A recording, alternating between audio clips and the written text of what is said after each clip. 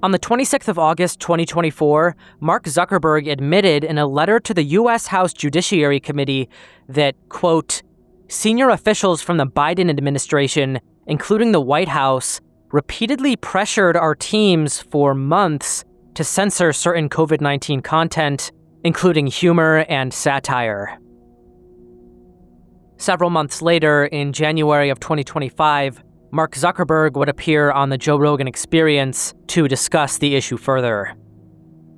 The Biden administration, when they were trying to roll out the vaccine program. Now, I'm generally pretty pro rolling out vaccines. I think on balance, the vaccines are more positive than negative, but they also tried to censor anyone who is basically arguing against it. And they pushed us super hard to take down things that were true. Anything that says that vaccines might have side effects, you basically need to take down.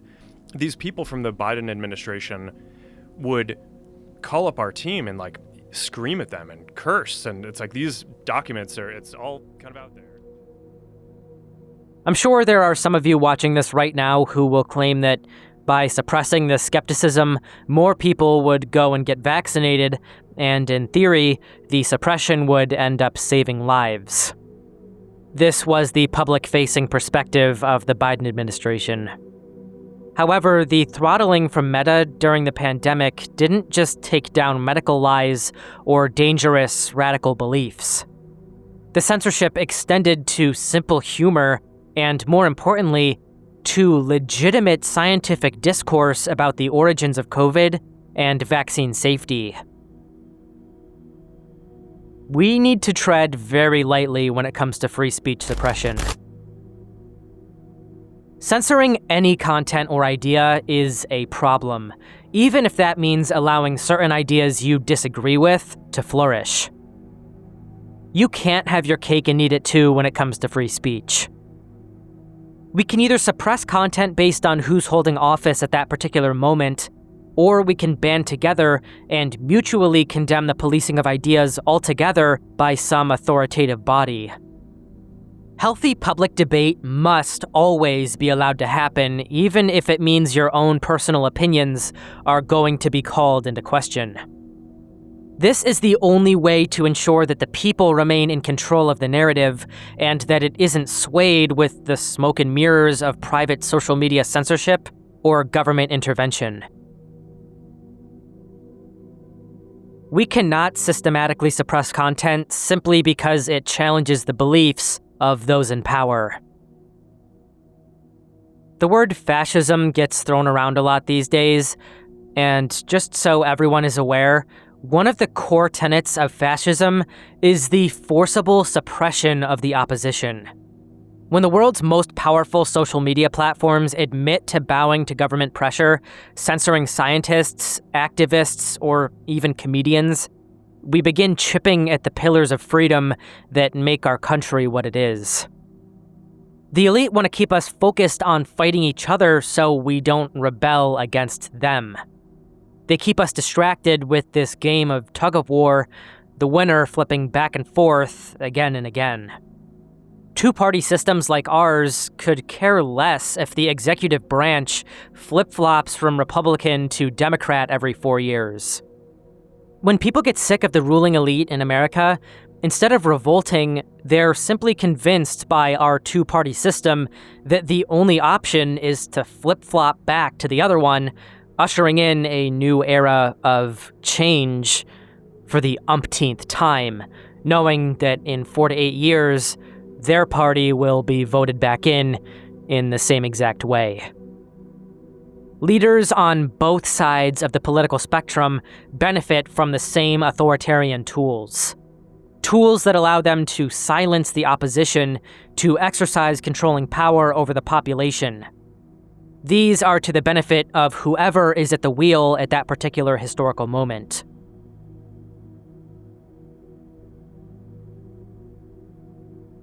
The suppression of free speech is exactly the kind of thing the people need to bind together to fight against, even if the party currently in power is suppressing the people you don't like. Because once the scales of power flip back to the other side, who do you think those same weapons will be redirected towards? Obviously, this isn't just happening in America. In recent years, the UK has faced mounting criticisms for laws seen as eroding free speech. Section 127 of the Communications Act 2003 and the Malicious Communications Act 1988 already criminalize online posts deemed as grossly offensive or intended to cause distress, leading to thousands of arrests each year, often for expression that would be lawful elsewhere.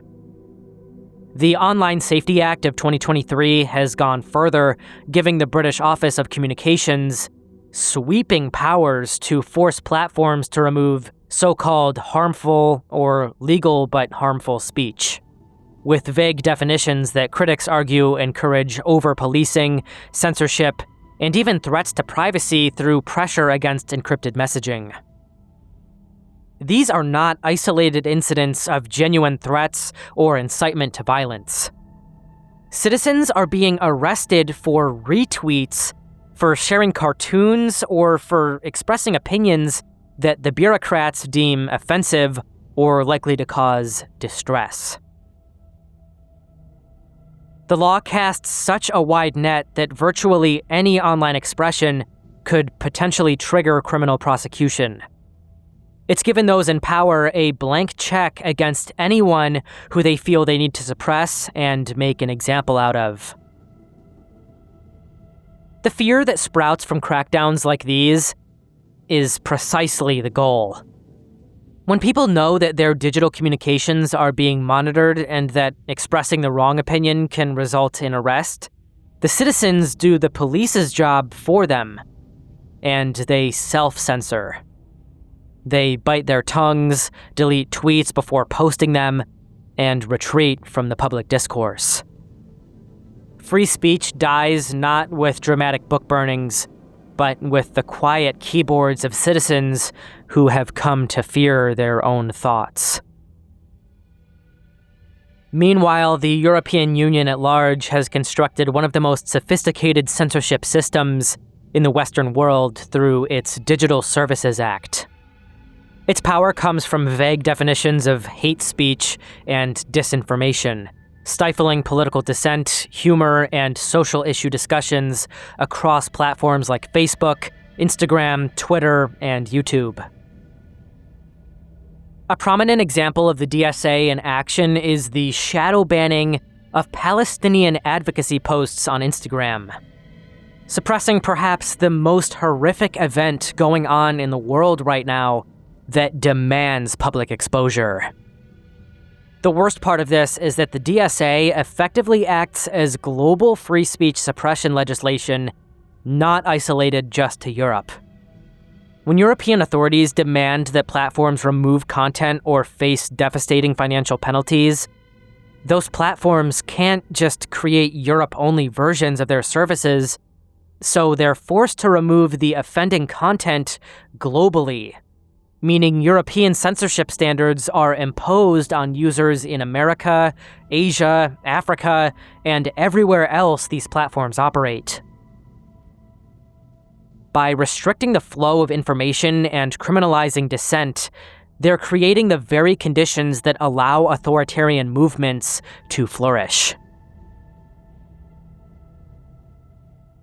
When we can't trust that we are receiving accurate, unfiltered information, or that we can express our ideas freely without fear of punishment, the integrity of free society begins to crack. We cannot allow this to become a partisan issue because it is something that will equally affect all of us. The question that remains is whether we will realize what is happening collectively before it is too late to stop it.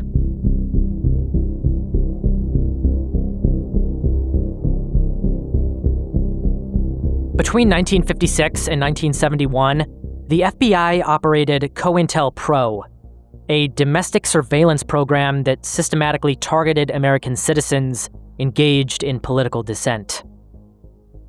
This was a collection of highly coordinated campaigns designed to preserve existing power structures by attacking, and in some cases even destroying, those who challenged them. Those in power will move in secret, manipulating society through its backrooms in order to steer the world in a direction that fits their vision. Cointelpro officially targeted 5 groups: the Communist Party, Socialist Workers' Party, Ku Klux Klan, Black nationalist organizations, and New Left movements. However, the real target was much broader. Essentially, all of the big names advocating for social change that threatened elite interests at the time were targeted by this program. Cointelpro achieved this through forged documents, false media reports, anonymous harassment, illegal surveillance, group infiltration, and psychological warfare designed to discredit and destroy targets. The FBI's campaign against Martin Luther King Jr. is the epitome of the program's vicious nature. Starting in 1963, agents bugged King's hotel rooms and recorded his private conversations. They compiled detailed surveillance reports and built a comprehensive file aimed at destroying his reputation and effectiveness as a civil rights leader.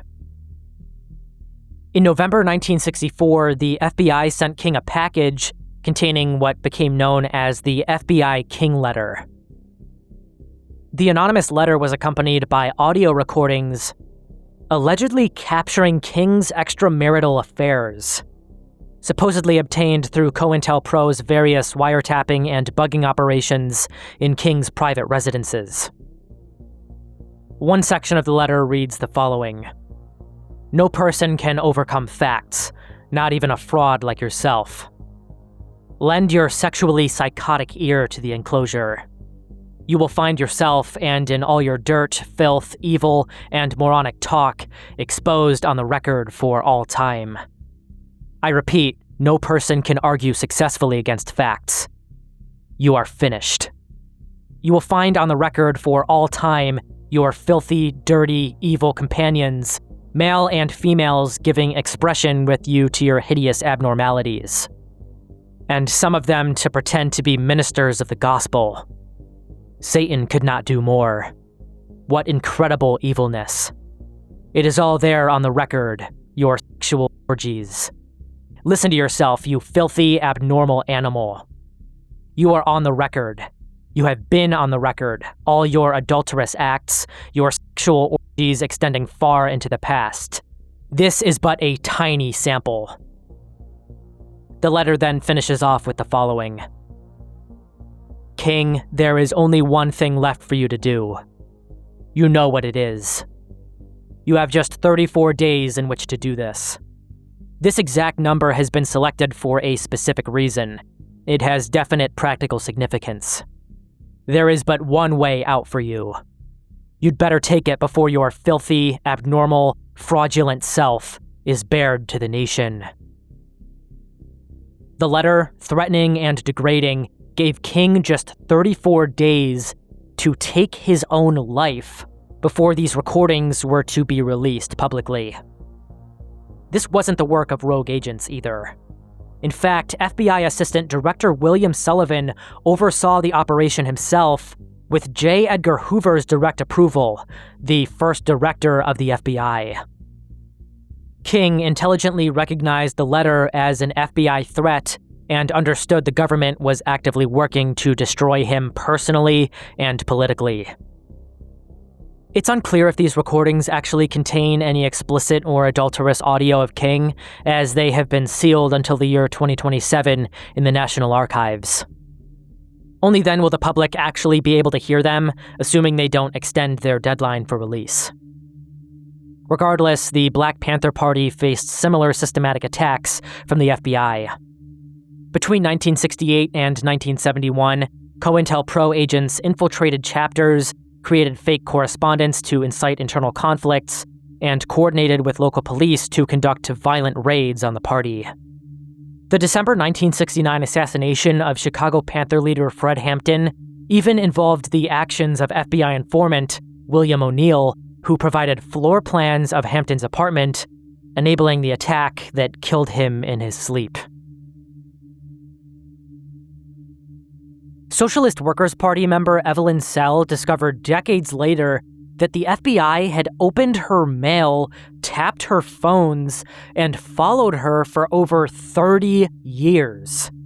Her FBI file contained 10,000 pages documenting surveillance that began when she was 19 years old and continued all the way until she was in her 50s. Again, as we've discussed earlier, even if you don't agree with these beliefs or political affiliations, this precedent of FBI surveillance is horrifying in the context of how this system could be weaponized against ordinary people with any belief system that those currently in power may choose to crush. Anti-war movements received similar treatment. The FBI infiltrated Students for a Democratic Society and other campus organizations, creating false flag operations designed to discredit protesters. Provocative agents encouraged illegal activities while simultaneously gathering intelligence in order to justify their arrests and prosecutions against the students. The program ended in 1971, only after activists burglarized FBI offices and released classified documents to the media. The Citizens Commission to investigate the FBI published stolen files revealing Cointelpro's existence. Congressional investigations followed, but many documents remain classified to this day, and full accountability never occurred. People died due to this FBI-orchestrated violence. On top of this, the psychological trauma of constant surveillance and harassment affected thousands of Americans whose only crime was exercising their constitutional rights and advocating for change they believed in. The impact lasts today, with public trust in these institutions remaining absolutely shattered, with no signs of recovery in the eyes of Americans. Skepticism remains high in regard to powerful agencies like the FBI, and for good reason.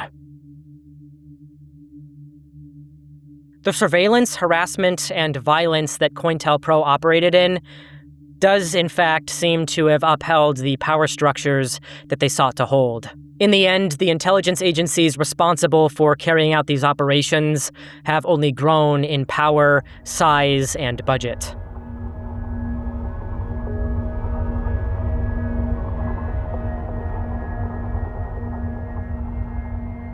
The Constitutional Republic of the United States was designed to prevent the very corruption we are witnessing within it today. A system where our elected representatives are held accountable not to their constituents, but to their donors. Those on the ballot, those in the two-party system, essentially all of them are bought and paid for. This has been true of our Congress and our presidency for some time now. One of the most widely criticized PACs today is AIPAC, short for the America-Israel Public Affairs Committee, and this is for good reason. When combining AIPAC's direct contributions with their spending through their super PAC, the United Democracy Project, we learn that they have funneled a total of $126,848,113 into funding candidates who pledged to support Israel in the 2024 election. This is not just another lobbying group. This is an organization that has fundamentally altered the DNA of American foreign policy, creating what critics describe as a parasitic relationship that subverts the will of the American people and corrupts the very foundation of our constitutional republic through systematic financial manipulation. AIPAC's predecessor, the American Zionist Council, was founded in the 1950s during a time when the newly formed State of Israel desperately needed American support. In the early 1960s, the State of Israel directly funneled $5 million, more than $35 million in today's dollars, into U.S. propaganda and lobbying operations through the American Zionist Council. Hopefully you can see why this might not be the healthiest setup for the American government or any government in the world. This kind of system will expose your leaders, and therefore your people, to the will of any foreign party with substantial funds. President John F. Kennedy saw the danger here, and in 1962, the Department of Justice ordered the American Zionist Council to register as a foreign agent under the Foreign Agents Registration Act. To President John F. Kennedy and his brother, Attorney General Robert F. Kennedy, this was viewed as a direct challenge, foreign interference in American democracy. Following the assassination of John F. Kennedy, the Department of Justice would withdraw this demand to register, and in time, the organization would rebrand into AIPAC, which all these years later continues operating without the foreign agent registration that JFK had insisted upon. If AIPAC were forced to register under FARA, it would face strict transparency rules, be legally branded a foreign agent, and would lose some political fundraising abilities. Its image and influence would be harmed, and as such, they have resisted registration. While most donors tend to be Israel-supporting Republicans, most of the spending actually goes to funding more conservative Democrats, at least those Democrats who are willing to continue bankrolling Netanyahu and their takeover of the Gaza Strip. As you've surely noticed, Democrats tend to be very outspoken against the recent Israeli military campaigns, as opposed to the Republicans. Among Democrats, support for Israel stood at 36% at the start of the Israel-Hamas war, and has since plummeted to the single digits, dropping to a mere 8%. Because of this, it's taken significant financial effort to sabotage the efforts of these anti-Israel Democrats from gaining exposure during their campaigns by funding those who will support their campaign in Gaza. Many large checks are written by wealthy GOP supporters. AIPAC then uses this money largely to target the outcome of elections in the Democratic Party. Think about that for a second. An organization with foreign backing is actively working to eliminate American politicians who don't support their goals. Think about how dangerous this is. Think about how this could be used to take control of our republic right at the head by targeting the very individuals who have the power to shape legislation and our nation's international actions. This is the purchase of our American representatives. Of course, many of these issues aren't singled out to AIPAC, but reflect a larger issue of political lobbying in Washington in general. We see other major donors in big tech and pharmaceutical companies, just to name two, where billionaires consistently push the campaigns of those who support their private interests. The disconnect between AIPAC's power and American public opinion is perhaps the most damning evidence of this parasitic relationship. Only 32% of Americans approve of Israel's military action in Gaza, a 10% decrease from data collected in September of 2024. Yet Congress continues to provide nearly unanimous, unconditional support to Israel. Money, time and time again, has consistently spoken louder than words to many of those in our Congress. When the governing and the governed exist in parallel universes like this, when the public feels that they are struggling to be heard by those who clearly are personally benefiting from defying them, outrage becomes inevitable, especially when they use so much money so effectively targeted across Congress. They effectively are able to buy the entire system, ensuring that regardless of which party controls Congress, Israeli interests remain accounted for.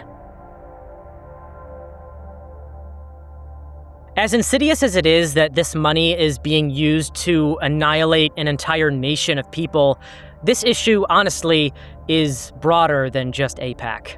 Unfortunately, again, they are just one group of many powerful donors that have a stranglehold over our government. In the end, it boils down to one simple question. How many of America's representatives actually represent Americans?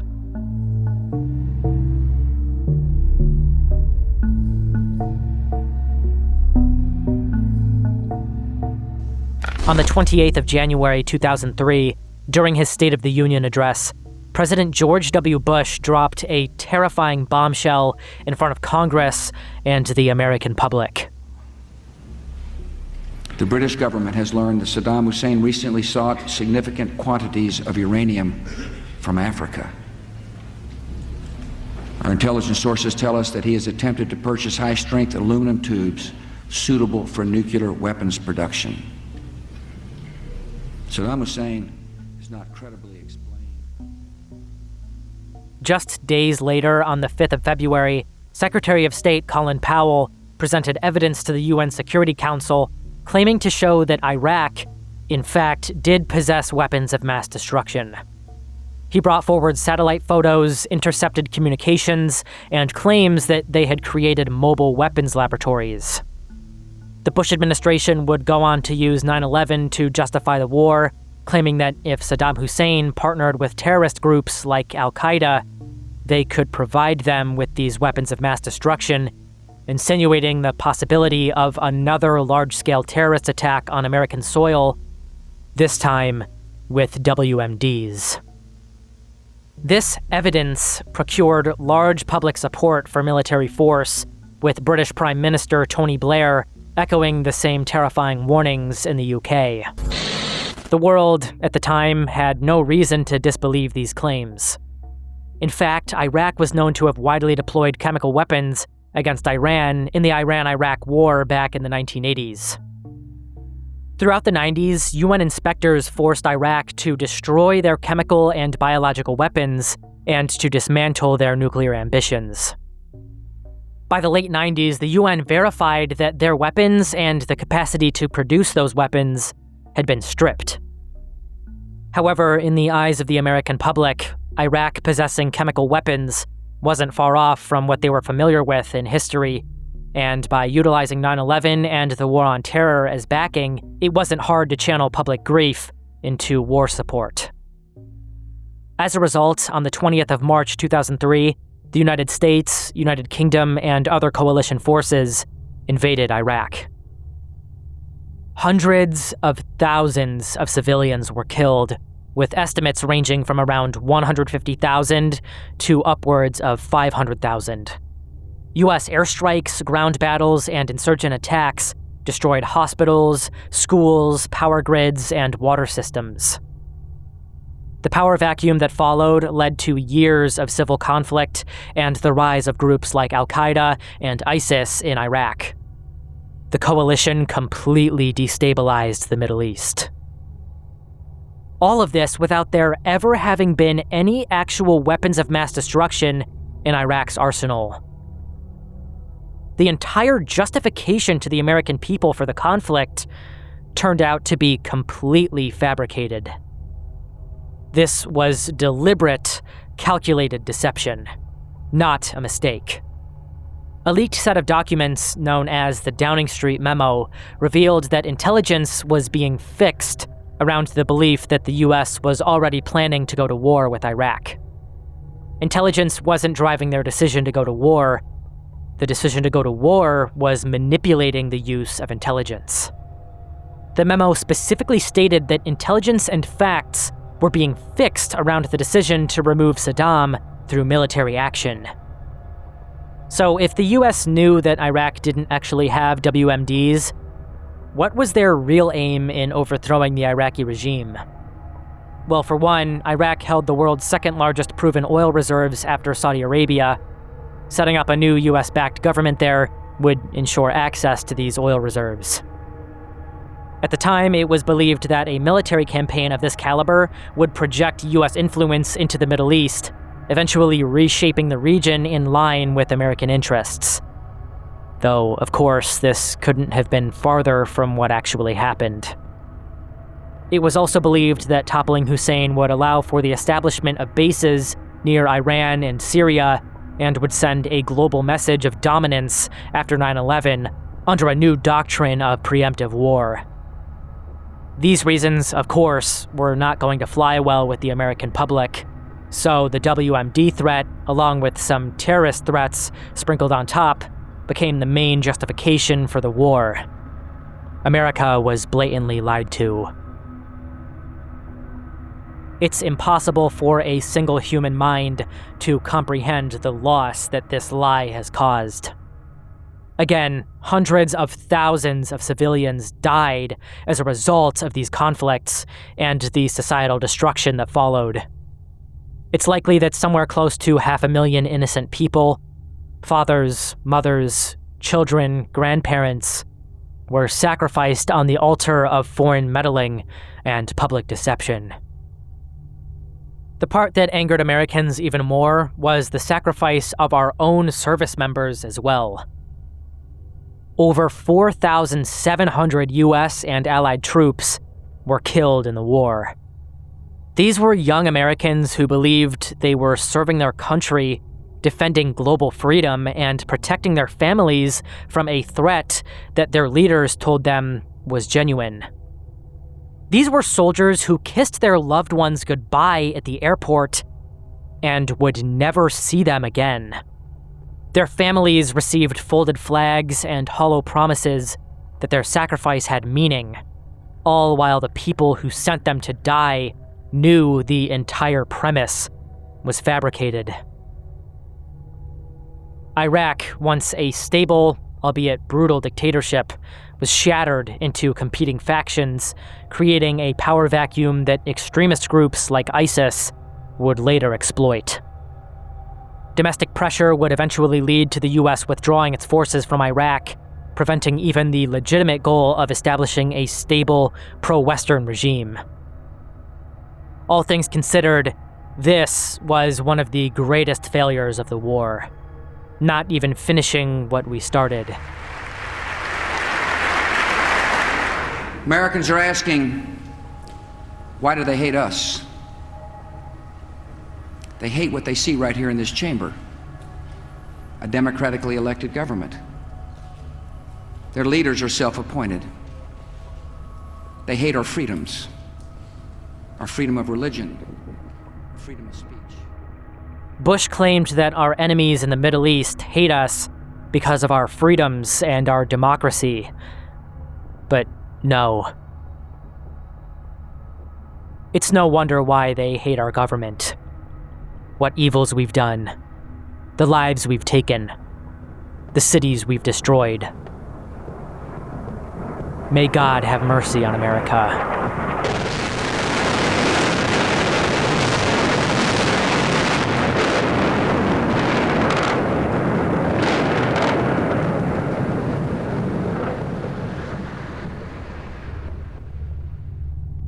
Mr. Bush, when are you going to apologize for the million Iraqis that are dead because you lied? You lied about weapons of mass destruction. You lied about connections to 9/11. You lied about Iraq being a threat. You sent me to Iraq. You sent me to Iraq in 2003. My friends are dead. Joshua Castile. You killed people. You lied. You lied about WMD. A million Iraqis are dead because you lied. My friends are dead because you lied. You need to apologize.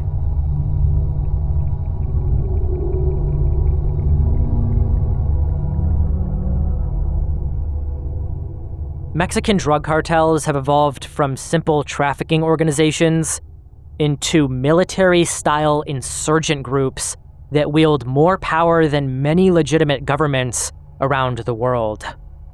We're talking about organizations that have systematically dismantled the very concept of state authority and replaced it with their own brutal idea of order. Since 2006, when the Mexican government officially declared war on the cartels, the country has witnessed over 460,000 homicides. That's more deaths than many actual wars. What makes this even more chilling is that these aren't just casualties of gang fights. We're talking about thousands of politicians, students, and journalists who die in this conflict every year. In a functioning democracy, politicians and journalists are supposed to be protected by the rule of law. In cartel-controlled Mexico, if they dare to challenge the wrong people, they're put on a list and marked for execution. It's that cut and dry.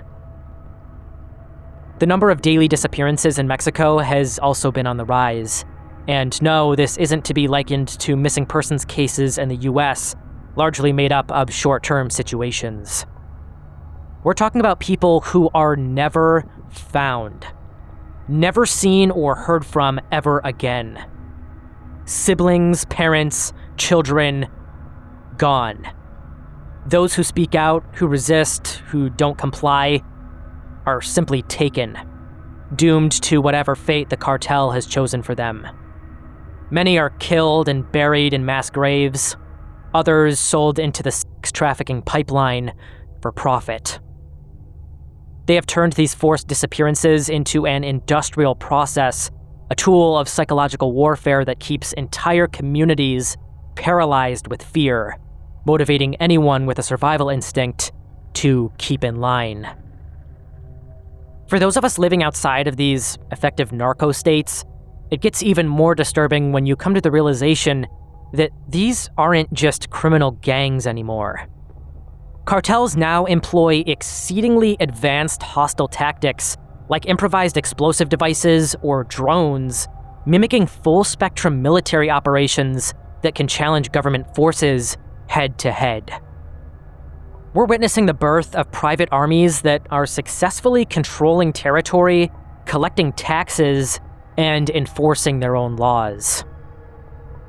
Through corruption or intimidation, cartels have infiltrated Mexico's political, judicial, and police institutions to gain insider knowledge on classified anti-drug operations. They've even employed moles into the Interpol office in Mexico. Above all, though, the psychological warfare these organizations utilize is their most effective weapon against civilians. In fact, it even works against the authorities. Entire police forces have resigned out of fear resulting from threats or overwhelming cartel force. In 2008, in Villa Ahumada, Chihuahua, after cartel gunmen stormed the town, killed officers, and kidnapped others, the entire police force resigned. They knew they were targets, and they simply weren't willing to risk their lives in an inevitable conflict. As admirable of a role it was for them to be officers in the first place, sticking around would have been suicide. What do you even do in a situation like this, faced against an overwhelming opposition? How could law enforcement possibly protect civilians? Public officials such as mayors, governors, even candidates for these positions are commonly assassinated in broad daylight, making it extremely difficult for any of them to meaningfully oppose the cartels for very long without being targeted. Cartels also employ psychological tactics, using brutal killings and public displays of bodies to instill terror within the Mexican population. They've mastered the art of terror, understanding that one public execution can rein an entire city into submission. The economic stranglehold is nearly just as devastating. From 2007 to 2012, while overall crime increased by 150%, extortion exploded by 1,250%. Imagine trying to run a business when criminal organizations demand payment just for the privilege of staying alive. They use this extortion, along with human trafficking, illegal mining, oil theft, and other criminal activity, atop their traditional drug trafficking in order to pull massive amounts of income. They've essentially created these rogue, parallel taxation systems where citizens pay twice, once to a government that can't protect them, and a second time to criminals who definitely won't. These criminal organizations now function as de facto rulers in many areas, operating their own courts and enforcing their own laws. In fact, in territories under their control, cartel law literally supersedes Mexican law. In many areas, they are in control of who lives, who dies, who can do business, who can travel, and who must disappear. According to the United States Justice Department, the Sinaloa cartel is one of the most powerful drug cartels in the world and is largely responsible for the manufacturing and importing of fentanyl into the United States. We've reached a point where criminal organizations need to be treated as enemy governments, because that's exactly what they've become. Only adding to the perilous situation, Mexico's 2025 budget actually reduced security spending by 36%, even though state police in half of Mexican states somehow make less than the minimum wage.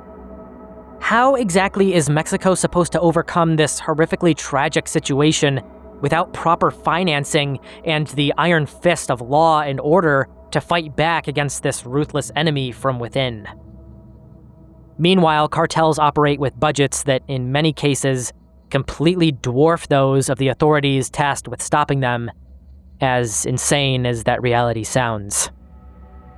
Obviously, it's gotten to a point where the cartel's influence has seeped into the United States through fentanyl trafficking across the southern border.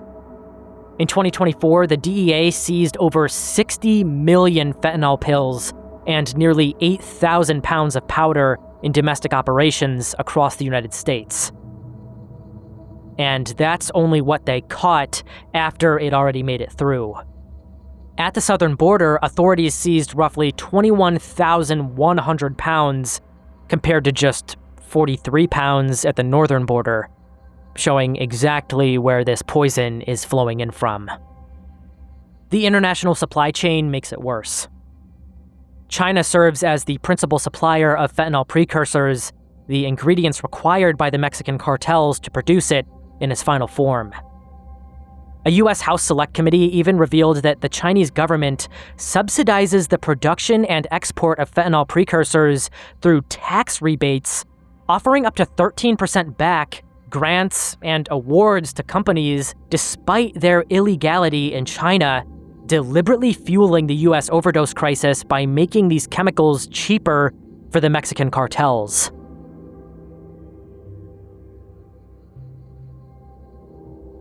Recently, the U.S. has even taken the steps to designate these cartels as foreign terrorist organizations, and rightly so.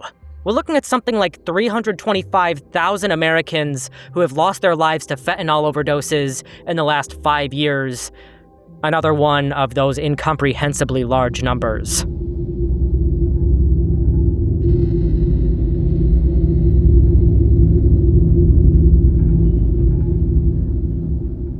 What if I told you that between 2010 and 2017, one of Baltimore's most elite police units was actually an organized criminal enterprise which robbed citizens at gunpoint and sold drugs, all while wearing badges? The Gun Trace Task Force, or GTTF for short, was supposed to get guns off the street and reduce violent crime in one of America's most dangerous cities.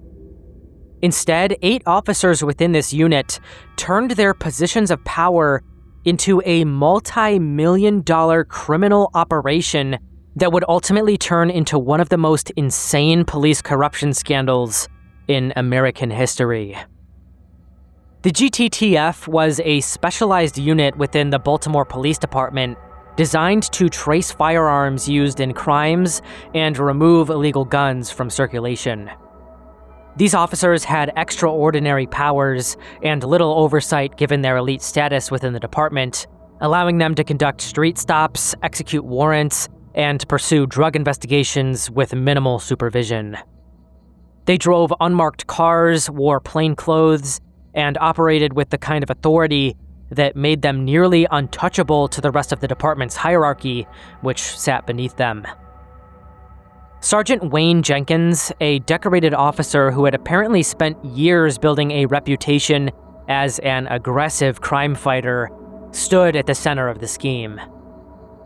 Jenkins was praised by his superiors and received numerous awards for his work, but behind this, he was systematically stealing drugs from the streets he patrolled, turning around, and selling them for his own profit.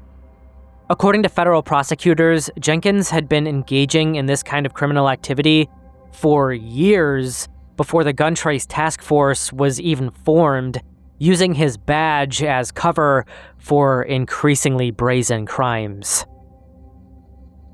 8 officers in the unit in total were convicted of racketeering, armed robbery, selling drugs, falsifying overtime and planting evidence on suspects they were arresting. They would conduct illegal searches during traffic stops, steal money and drugs from citizens, and then falsify reports justifying their actions. Again, in some cases, literally planting evidence on innocent people to support their false arrests. If one of the officers stopped someone and robbed them of their cash, jewelry, or other valuables, but the person wasn't actually committing a crime or found with any drugs, they would plant the drugs on them instead, creating a pretext for the arrest and making the stop appear to have been legitimate when in court. This also allowed them to inflate the numbers of arrests that they were making, giving the appearance that they were making big busts. This protected their careers and made it seem as though they were extremely efficient at their jobs. Officers would claim that they were working when they were actually just sitting around at home, on vacation, conducting personal business, or yes, even committing robberies or selling the drugs that they had stolen while actually on their shifts. All of this, of course, financed by the taxpayer dollars received by the police department. In extreme cases, these officers even carried out armed robberies while on duty, using their power to stop and rob citizens during fake traffic stops.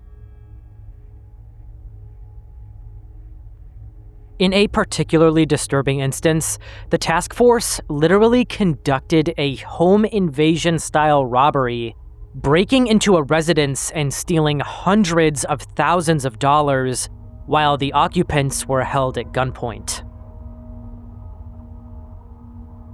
This whole operation fell apart in 2016 when the Drug Enforcement Administration, or DEA, was conducting an unrelated federal investigation using wiretaps when they accidentally uncovered the fact that members of the Baltimore Police Department were actually involved in drug trafficking themselves. As federal agents dug deeper, they uncovered the extensive criminal network operating within the gun trace task force, eventually exposing their years of corruption. 37-year-old Wayne Jenkins pleaded guilty to robbery, racketeering, and civil rights charges involving the planting of drugs on 2 men in 2010. He admitted to committing multiple armed robberies and stealing hundreds of thousands of dollars in drugs. He's currently serving his 25 years in prison, expected to be released in 2038. Hundreds of cases the corrupt officers worked on had to be thrown out.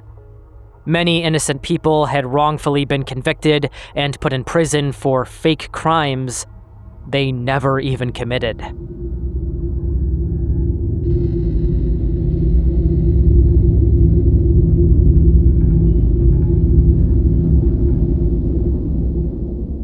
I'm sure everyone watching this is at least vaguely aware of the Flint water crisis, when nearly 100,000 people in Flint, Michigan were exposed to lead-contaminated drinking water. In many cases, it spun as a tragedy or as some sort of unpreventable disaster. It wasn't. The health of the citizens of Flint, Michigan was sacrificed in April of 2014 for clear political and economic gain. At best, negligent systematic failures were covered up and denied, resulting in the exposure of men, women, and developing children to lead through their drinking water. In 2011, when Flint's financial struggles resulted in a $25 million deficit, the city fell under Michigan state control. Governor Rick Snyder appointed an emergency manager to oversee and cut city costs without any democratic appointment by the public. These unelected officials answered directly to the state Treasury Department, not to Flint's residents. This unelected system created a power structure clearly designed to prioritize the financial considerations of the city over the welfare of its citizens. By April of 2014, still during this financial crisis, Flint's state-appointed emergency managers switched the city's water from the Detroit Water and Sewage Department to the Flint River in order to save money. This decision was driven entirely by cost-cutting measures, despite the fact that the Flint River was known to be corrosive and the city's water treatment plant was inadequately equipped to handle this new source of water. The aging lead pipes in the city were not designed to safely handle the acidic water coming in from the Flint River. Officials did not require corrosion control treatment, typically through the dissemination of orthophosphate into the water supply, which thinly coats the pipes and is designed to prevent lead leaching. Experts at the Michigan Department of Environmental Quality knew this, but claimed that the anti-corrosion treatment wasn't required, and as a result, they stripped the procedure entirely. The acidity immediately began eating away at these aging lead pipes, breaking down the lead directly into the drinking water. When residents began complaining about the water's taste, smell, and appearance almost immediately after the switch, their concerns were dismissed. General Motors, just months after the switch to the river water, stopped using city water at its engine plant because it was causing their car parts to rust. In early 2015, Flint residents like Leanne Walters began noting serious, concerning health issues. Walters' children developed severe rashes and skin lesions after bathing in the water. Her 3-year-old twins suffered dramatic hair loss. One child experienced slowed growth, weight loss, and sudden behavioral issues. As a result, she had her water tested by the city and then by independent experts. Walter's home, specifically, showed lead levels of 104 parts per billion. To put that into perspective, the EPA's action level is just 15 parts per billion.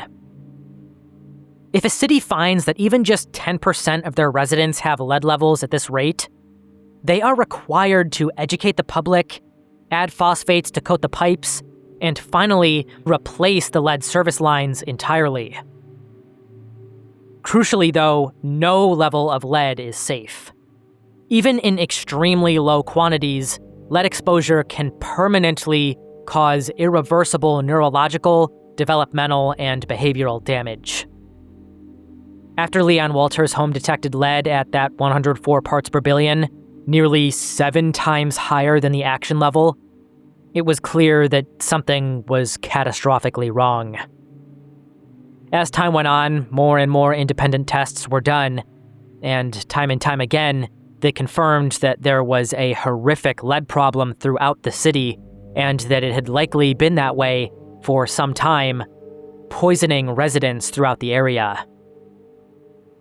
Pediatrician Dr. Mona Hanna-Attisha went public with her own test results on September 24, 2015, showing that the percentage of children in Flint with elevated levels of lead in their blood had gone up.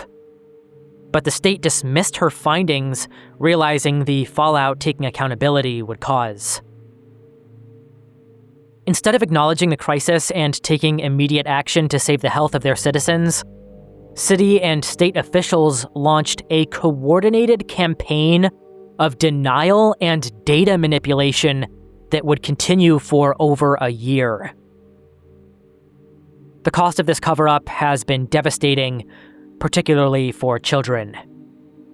Again, even low levels of lead can impair the brain development of fetuses, infants, and young children, with damage that can and often does reverberate throughout the rest of their lives, reducing IQ and physical growth, contributing to anemia, hearing impairment, cardiovascular disease, and behavioral problems. Again, these issues wouldn't stop simply by switching to bottled water. The damage had been done. Lead poisoning causes permanent neurological damage that will affect these children for the rest of their lives. All of this resulting from the goals of state officials to protect their careers through the short-term budgetary savings that their supervisors demanded from them. Emergency managers like Darnell Earley were rewarded for making tough decisions that looked good on paper, but devastated communities. Officials manipulated water testing protocols, selecting testing sites that would minimize lead readings and instructed residents to take actions that would artificially lower their test results. While Snyder is not the one who made the exact decisions that sparked the water crisis, his implementation of the emergency management system ended up sparking this entire problem by employing these unelected and unchecked officials who had the authority to enable the crisis, and as a result, he was on the hook. The governor's crimes ranged from perjury to misconduct in office to involuntary manslaughter. As it turns out, tragically, 2 children actually died after contracting Legionnaire's disease, which was eventually connected to the contaminated water.